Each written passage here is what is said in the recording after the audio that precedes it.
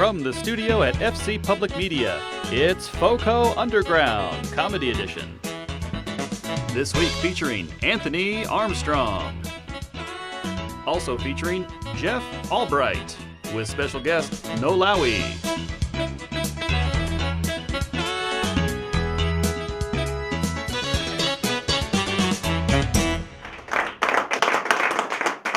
Two out the handle, baby. Two out the handle. This is a FoCo Public Media and 970 Comedy Productions. Welcome to Underground Comedy. Give us a big round of applause for Moving and Hustle, baby. So basically the lineup is I'm gonna be shooting some jokes a little bit, and then we're gonna have 3 comedians. It's a 30-minute show, and it's a donations only. So if you guys feel you like what you hear and you want to donate $5, $10, as much as you want, that'd be awesome. It would help us keep this thing alive, and we would really appreciate it. My name is Jacob Erdman, and I'll be your host and MC. And is there anyone single in the room tonight? Anyone single in the room tonight? No? Just, yeah, this one talking about Nate Brown. Yeah, we're single. It's pretty fun.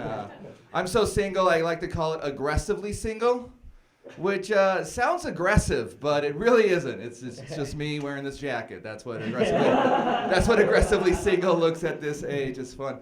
I've been single for so long that when I do bring home a girl, I have to explain why there's little rocks and pebbles in my bed. The reason is because of my dog. I sleep with my dog. He's like a 65-pound body pillow that's heated. I mean, why not? He's great. He's a little marshmallow. I call him my little potato. He's my yam. He's a little sweet potato. Some of you guys met him earlier this morning or tonight. That was pretty fun. So not only am I single, but I'm also really bad at sex. So that's fun. 2 for 2. Everyone's winning with that one. I really like it a lot. Like, let's see where I was going with the bad sex part. Oh man, I'm so bad at sex that in college, I'm so bad at sex that in college, women wouldn't count it. You know what I'm saying? Yeah. My nickname was Mulligan when I was in college. And I thought it was because I hated golf, but it turns out it was just a really insulting nickname. And I was like, dang it. And everyone's like, Mulligan, what are you doing over there? And I'm like, nothing. Being single and loving it. I'm like a sweet-ass McDonald's commercial. All right, cool. All right, are you guys ready for your first comic? Are you ready to do this? All right, this next comic hails all the way from Denver, Colorado. I met him in Boulder. He's a real mover and hustler. Give a big round of applause for Mr. Nolawee Mangist.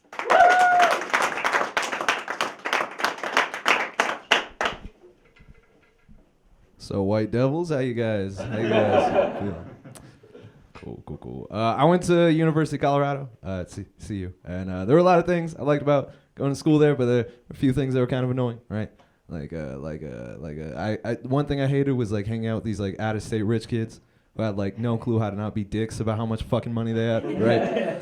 I remember the day after spring break, I was going to class, and these 2 kids, they were debating whether cocaine, or they were debating whether Cabo or Cancun was better to snort cocaine in, right? And this girl I was talking to at the time, she was telling me about going to Vancouver, going to Seattle, doing all this cool shit, and then she was like, hey, Nolawee, what'd you do during spring break?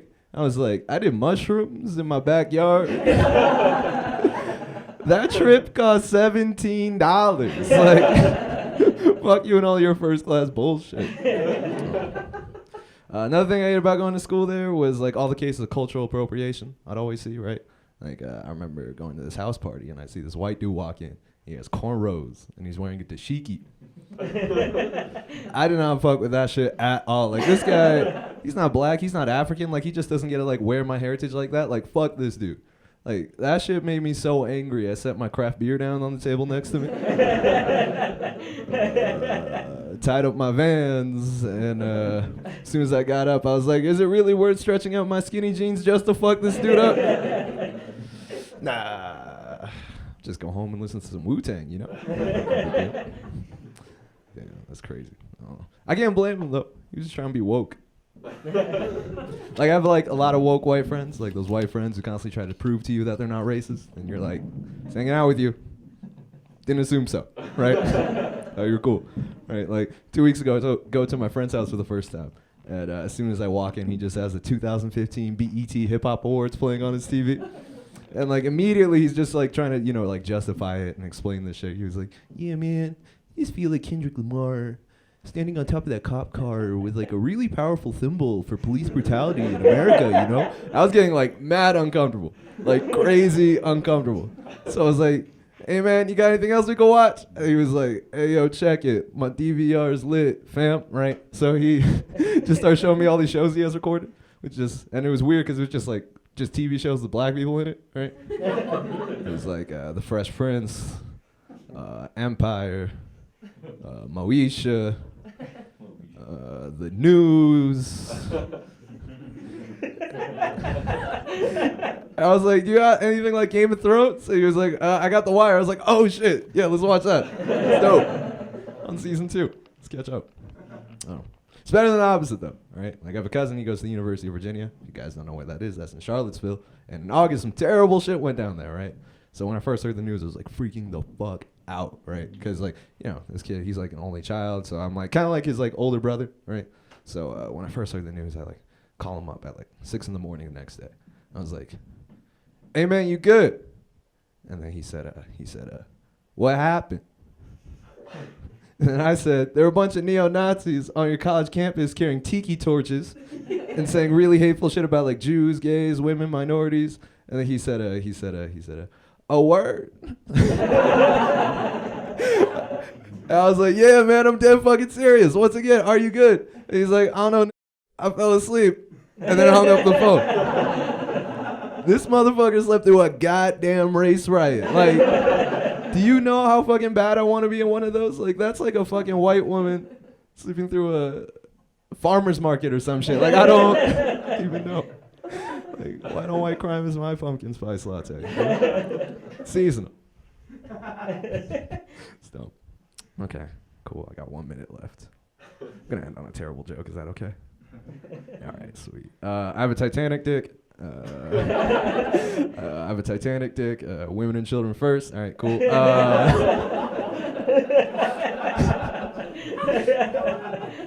I was actually thinking about it. Like, if I were to like really describe my dick, I feel like it's more like a UNICEF Red Cross dick. Like the only people who get it like really need it.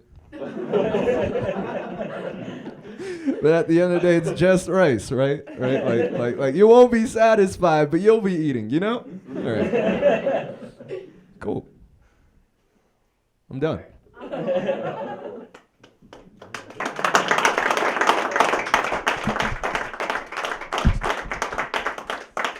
Nolawee Mangus, everybody.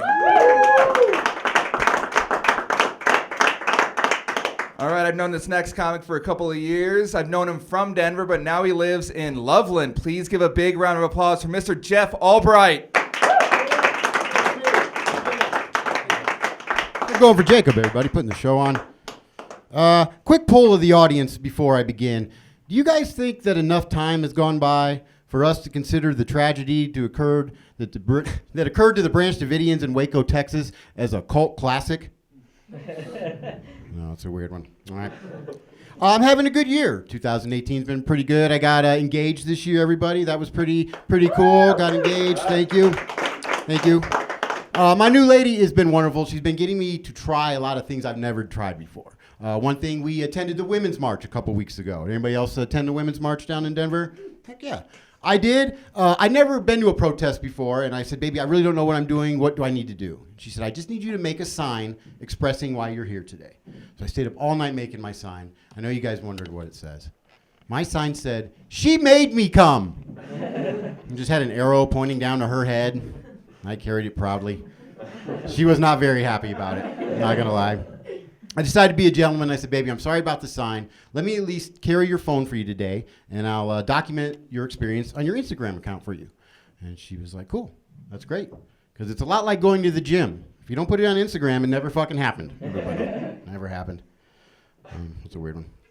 But no, we did go to the Women's March, and it was cool. It was neat. And I was doing the thing with the Instagram, and then I had this idea, and I was like, wouldn't Instagram been a way better name for a cocaine delivery service? Instagram. You just sit at your computer, you order cocaine with a credit card, they deliver the cocaine, and you just chop it up with that same credit card. It's fucking efficiency right there, everybody. No, I'm playing the role of stepdad now for the first time in my life. I've never had any kids. I'm 44 years old, but I'm a stepdad now. And I'm glad I finally became a stepdad because I'm from Indiana, and a lot of my friends from back home, I like to call them my breeder friends. They were getting worried about me. They were like, hey, man, hey, Jeff, we just had another one. You on it? And I'm just like, I don't think you can legally unt a child. That doesn't sound right. He's like, all right, man, how about this? How about you just become the godfather? I was like, no.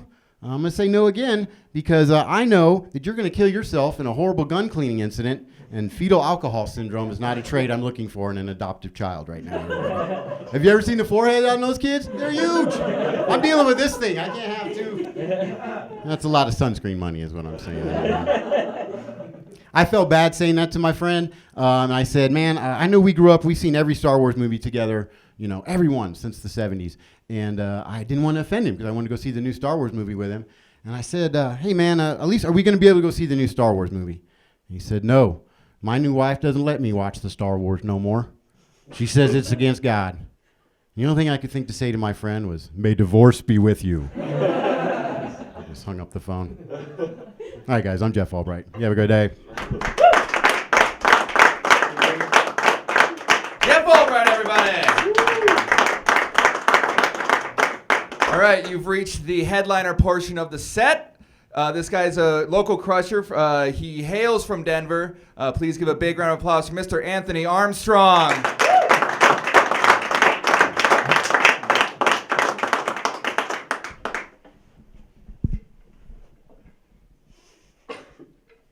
How y'all doing?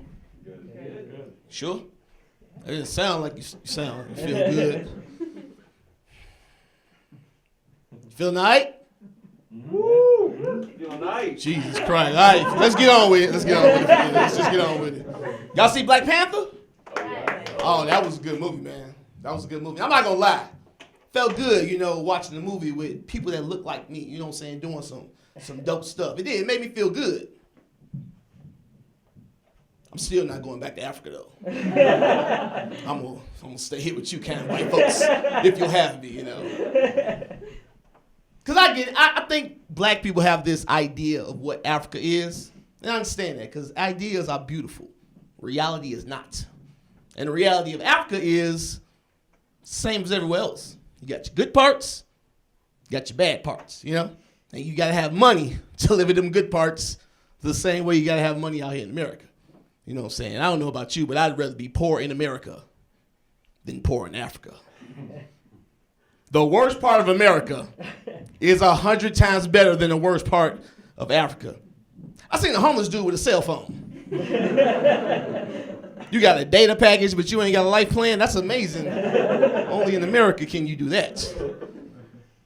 You poor in Africa, you got to borrow 25 cents from somebody on a whole nother continent to make a living out there. I don't even want to be middle class in Africa. What that look like? You know, you wake up every morning, you put on your FUBU jumpsuit with your lugs boots, and you grab your machete and your AK-47, and you're out the house for the day. I'd rather just deal with poor people. I'm originally from the west side of Chicago, and I grew up around all black people. But now that I'm out here in Colorado, I hang around majority white people, and that's fine. I like white people. And honestly, I feel like you don't get enough credit for the beautiful things you've given to the world. Brunch, thank you. Thank you. Trail mix, only makes sense, thank you. Dips. White people make the most amazing dips. I don't even know what an artichoke is. White people put it in the dip, it's delicious. That's what it is.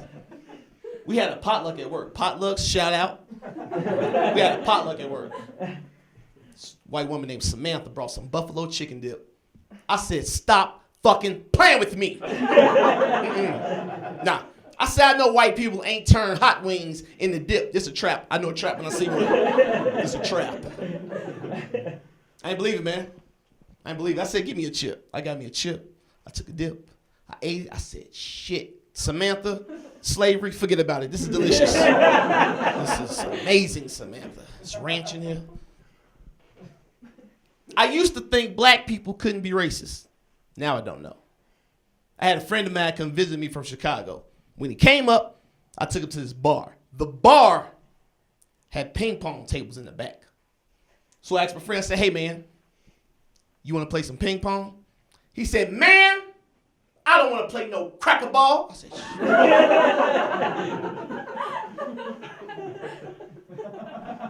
I had to ask. I said, why would you call ping pong cracker ball? To which he replied, because that looked like something white people do.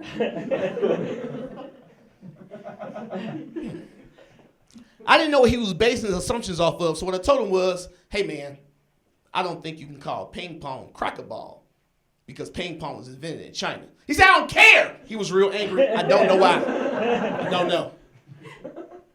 But after the conversation, I was curious because I didn't really know if ping pong was invented in China. I'm just used to seeing Chinese people play it. So I just assumed that's where it came from. Which is kind of, I guess that's kind of messed up too. Whatever. I looked it up. This is completely true. What I found out is that ping pong was invented in the 19th century in England. It was a game that was made by the elites. They would use cigar boxes as paddles. They would use books as nets. I didn't know that. I thought that was pretty cool. So as it turns out, it is some shit white people do. Touche, Negro. Touche. Cracker ball it is. No. Kids are weird. You remember when we thought they were the future? Now it's here and they're weird. They're strange. They're peculiar. They ain't regular. I was in Walmart the other day. I'm standing in line. I'm minding my own business. I'm trying to check out. I ain't bothering nobody. All of a sudden from behind me, I hear a voice go, stop, stop. Get your fingers out your ass.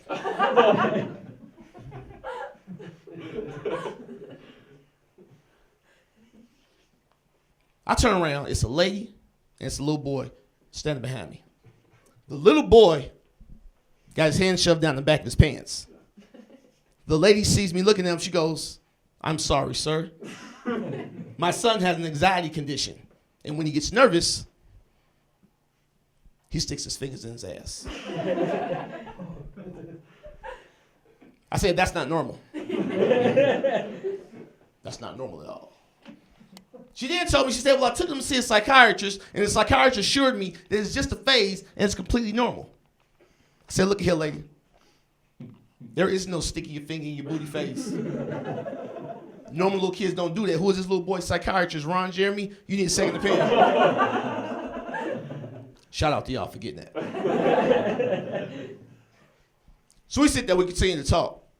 All of a sudden, the little boy takes his hand out of his pants, sticks his fingers directly in his mouth. Oh, my God. Yeah. And I'm standing there like, is that normal? She said, no, that's new. I said, well, he needs to be on medication then. Why do you have this little prepubescent serial killer out here in Walmart sticking his fingers in his butt, touching all the fruits and the vegetables? I went to the manager. I said, excuse me, sir. You need to throw away all the fruits and the vegetables. Because this is a little boy over here sticking his fingers in his ass, touching all the produce. Now I don't even know if that's true, but I want to err on the side of caution. You know what I mean? For you. Because I don't want you to go to Walmart one day, you go and you buy a nice, beautiful bag of Gala apples. You get them home, you want to eat them, but you can't because there's a bunch of little shitty-ass fingerprints all over. This little boy is having an anxiety attack in Walmart. So this is what I need you to do. Whoop them. Not too much, just when they need it. Like I got one of them old Southern mamas, you know, from down south. So there's two things she believed in. White Jesus and whoopings. Two things. And she didn't care what she hit me with. Whatever was close to her would do. So one time I got in trouble at school. I came home. My mom was waiting for me on the porch. I walked up the stairs. She started talking to me. She reached up, grabbed the wind chime off the hook. Started whooping my ass with that. Anybody here been hit with a wind chime before? It hurts. But it sounded so beautiful. It did. It was the most elegant ass whooping I've ever had. It was nice. I'm out here in Colorado. Y'all got this strong ass weed out here. It's too strong. I'm just gonna tell you, I got so high one day, I drove to the store and walked home. That's too high. The weed is too strong. Reported my car stole and everything. Them cops was mad as hell when they pulled a surveillance camera from Safeway. They was pissed at me. It's too strong, man. And I don't smoke. I don't smoke, man. Because where I'm from, the only way they got high is they smoked. I don't like to smoke, so I never got high. But when I moved to Colorado, and I found out you can eat the weed, I was like, okay. I'm gonna eat the weed. I shouldn't eat the weed. Okay, I'll admit that now. Y'all mess with the edibles? Just you? Okay. I want to paint a picture of what it's like to eat an edible for those of you that have never ate an edible before, okay? I want you to imagine that you're walking in the park on a beautiful day. It is a beautiful day. The sun is shining, the birds are singing, and that walk lasts for about an hour and a half, depending.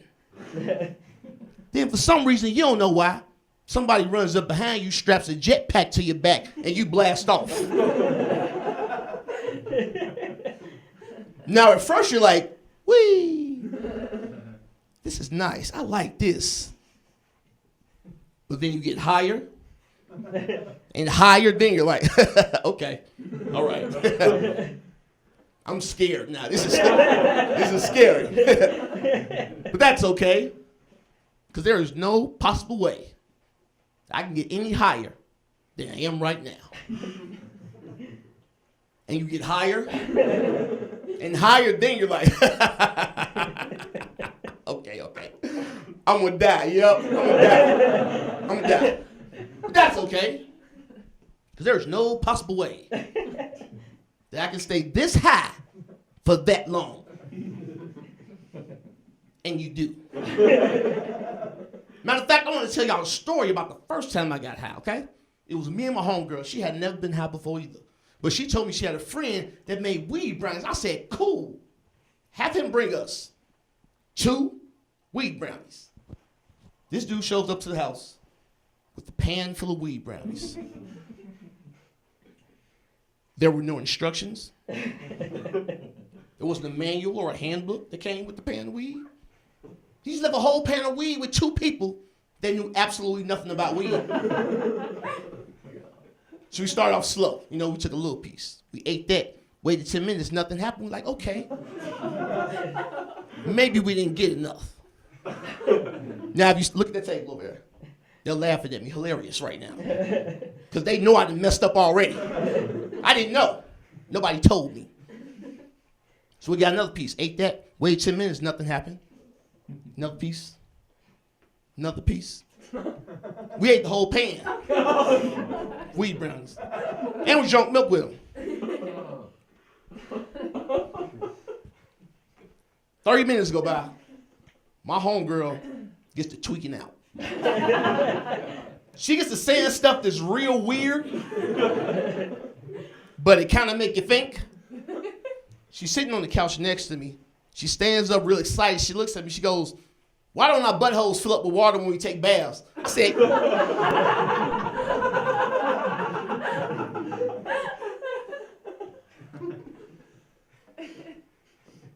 said, I'll be damned. Then she passes out, goes to sleep, leaves me with that thought in my head. But I don't feel nothing. Another 30 minutes go by, I don't feel nothing. I'm like, damn, am I immune to the weed? I am not immune to weed. Well, I was high. I was so high, I didn't know I was high. And that's dangerous. Because I was walking around my house doing crackhead shit, but I thought I was making rational decisions. Now, I told y'all we drank milk with the brownies. Don't expect any of you guys to know this. But all black people are lactose intolerant, okay? Every single one you know. So I had to take a shit. I go to the bathroom. I get on the toilet. The weed had my body so relaxed.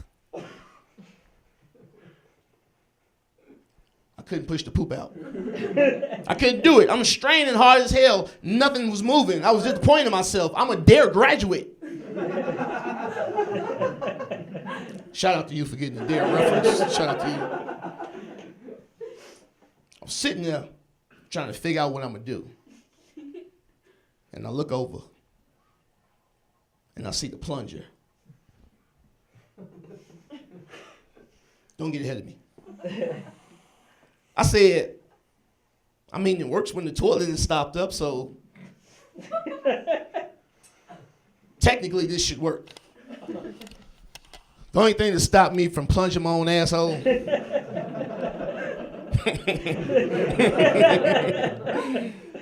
is I fell asleep on the toilet.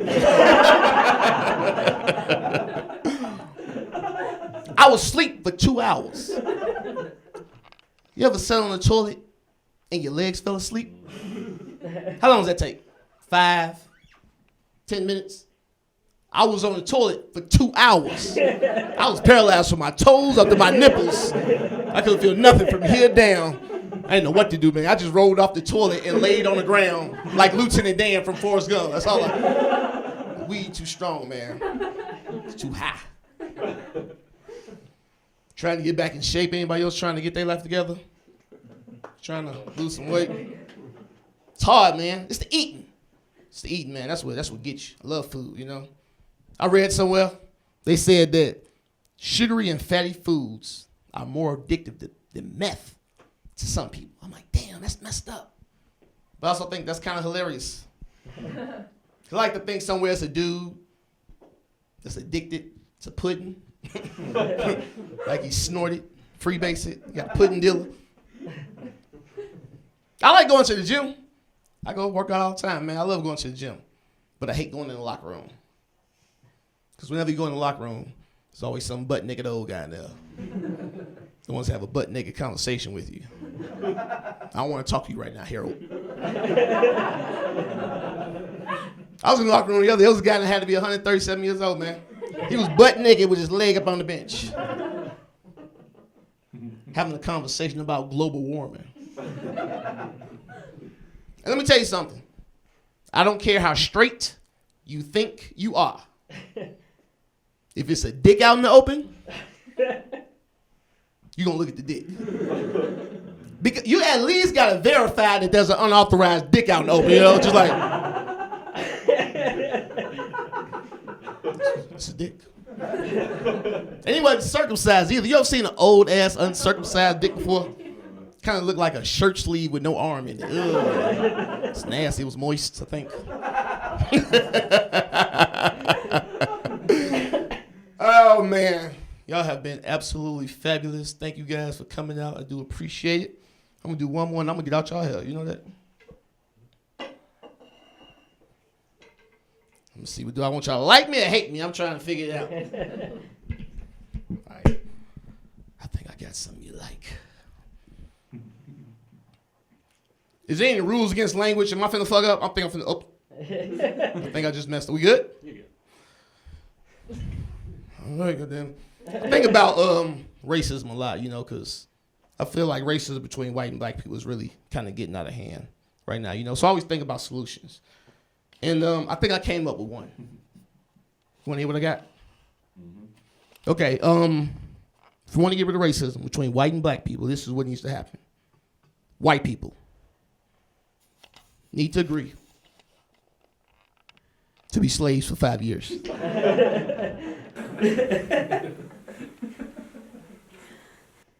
You on board? You say you? I mean, it's not a horrible idea. Got one. 5 years. That's it. It's not even that. Look, okay, it won't even be bad slavery. This is what I'm gonna do. I'm gonna give me 50 white slaves. And the only thing I'm gonna make them do is every morning when I wake up, they have to recreate the dance scene from Coming to America. That's it. That's it. That's all my slavery gonna be is me watching white people dance and laugh. That's good slavery. My name is Anthony Armstrong. Thank you guys. I'm out of here. Anthony Armstrong, everybody. That is our show for the evening. Our next show is on March 14th. If you like what you saw, you want to support Fort Collins Public Media, please donate generously. But other than that, thank you so much for showing up and have a good night. Thank you.